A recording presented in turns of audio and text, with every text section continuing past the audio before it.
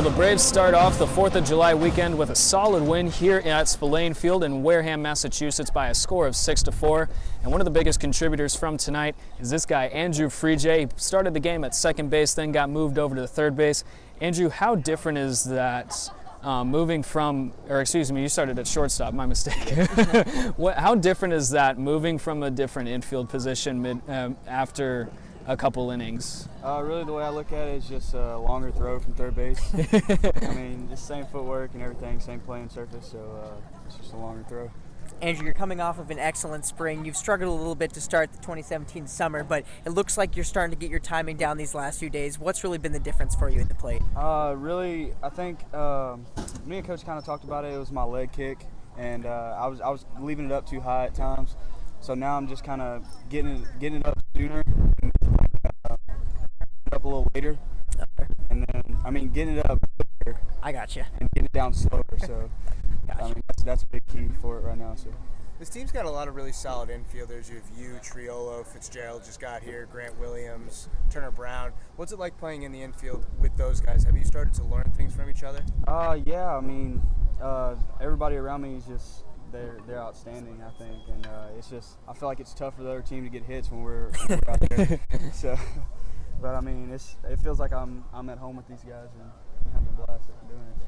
Throughout the game, we heard a bunch of fireworks, and we still hear them now as they're just exploding in the sky. Yeah. But it seemed like your bat had a lot of explosiveness tonight, having 2 RBIs and then going 2 for 3. How did you feel at the plate today? I felt great. I got myself in 2 hitters counts when I got them 2 base hits, and I just went with it. So.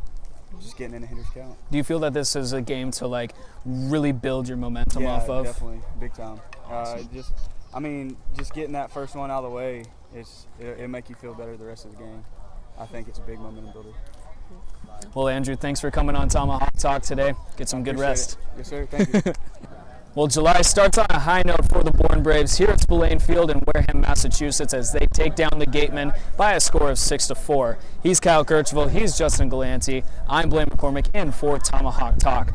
Now, Justin, we talked to Andrew Frejia earlier about his 2 for 3, 2 RBI performance. It seemed as though he hasn't had a game like that recently. How good does he have to feel right now that he has that stat line? Well, it has to feel good, and what he talked about is it's something we've seen pretty obviously when watching the games, where he has a big leg kick and he wasn't getting his foot down before taking a swing. Now he's seeing the ball a lot better and hitting it a lot harder, and he's just been an absolutely dominant hitter since the start of July. I mean, June wasn't great from him, but in this one day of July, I mean, he's hitting .667, driving in 2 runs. I mean, maybe he's just made for this month. And it seems as though that's really a time to work on stuff, is during the summer. You don't have the competitive urge like the regular season. You still have that competitiveness, but this is a league where everyone wants to improve and stuff. And it seems as though that Andrew's leg kick has really improved. Have you seen anything else from him that has really improved since he came here? Well, I think his defensive skills have been put on display these last few nights. He struggled a little bit today, but I don't think today is indicative of what he normally does. We've seen him move all over the infield like you talked about with him when we had him on. It's just, he's really a solid utility guy that you can put anywhere in the infield, and this team is full of capable infielders, but to have a guy like him that's so versatile is great. But I also want to touch on that leg kick a little bit, Blaine. It kind of reminds me of like a Carlos Gonzalez, a guy that's got that big leg kick, and his game really depends on the timing, and it takes some time to adjust to these new pitchers and to adjust to the summer. You've gone a while without taking some hacks against live pitching, so when you get to the cave, it takes a little bit to settle in, especially when you're like Frejia, who showed up late. You've got less time to, you're thrown right into the fire. He's got to come in, really establish that leg kick, and once you get the timing down, you can be a really dangerous hitter. And continuing on the themes of adjustments, it seems that Coach Harvey Shapiro has made a lot of adjustments with his pitching rotation, especially with his starters. We saw Daniel Bees take the mound for the second time as a starter today. He was a bullpen guy earlier in the season, and he put out a pretty good performance. I mean, pitching 6 innings and only allowing 2 runs. Yeah, Bees was solid for the Braves, and then we also saw Ronnie Rosamondo come out of the bullpen for the first time this summer. And it looked like Ronnie was throwing quite a bit harder, and his off-speed was much better today. Now, maybe that's just a different day, or it could be he feels a little more comfortable out of the bullpen. Who knows? Last summer up here in Bourne, he was excellent as a reliever. And it seems as though that the relief staff has still held its solid ground, and we saw Luis Alvarado come in for another appearance, this time as a mop-up role as a closer, as it was 6-3.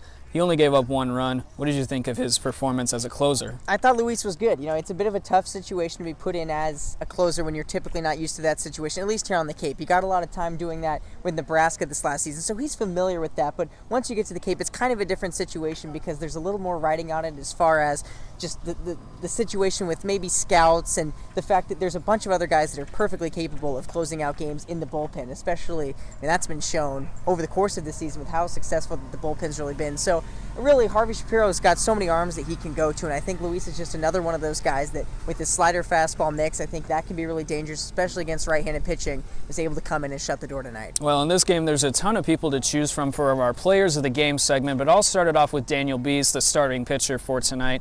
He's one of the tallest, if not the tallest person on this team. He's from Gonzaga, and he threw an excellent outing today. 6 innings pitched, only allowing the 2 runs, and it seems as though that this is one of the only starters that really had a quality start for the Bourne Braves in the past few days. So hopefully their starters can build off of that and build a momentum going into the future for this 4th of July weekend. I'm going to go co-players of the game if I'm allowed to do that. Sure. I'll go with Andrew Frejia and Jamison Hanna, 2 guys who were struggling coming in. They each have 2 hits, and the lineup gets super deep for Bourne if those 2 can put up the numbers, anything like what they did at college this year. Yeah, I want to absolutely give a tip of the cap to those guys because those are 2 guys that really, when they, like you said, Justin, once they establish themselves as offensive weapons in this lineup, the Braves can be really dangerous. And then the other guy I think I want to give my player of the game to is Jared Triolo, who had a really good game tonight as well. He was pulled later on in the game, but had a couple of hits. He's been hitting the ball really hard these last few days, was robbed of a hit up the middle yesterday. So I think Triolo is just one of those guys who we've said multiple times on the broadcast is quietly having a good start to his season. I don't think it's quiet anymore. I think Triolo's been an excellent player for this Brave squad and really is a big piece that you can put at third base. And we've talked about him before at that third base position, being a really defensive forefront, being a wall right down that third base line and just fielding ground balls like it's nobody's business. But thanks everybody for tuning in to Tomahawk Talk from Spillane Field, He's Justin Galante, he's Kyle Kirchville, I'm Blaine McCormick. Make sure to catch us next game.